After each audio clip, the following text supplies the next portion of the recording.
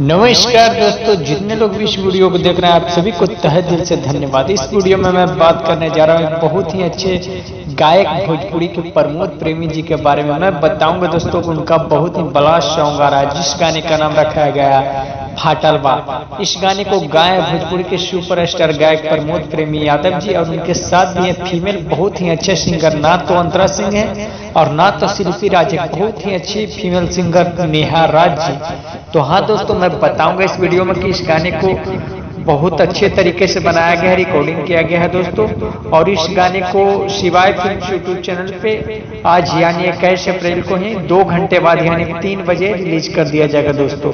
और मैं बताऊंगा कि इस गाने को लिखे बहुत ही अच्छे राइटर, कलम का जादूगर कृष्णा वेदर्दी जी, और इस गाने के जो म्यूजिक दिए हैं दोस्तों आर्या शर्मा जी।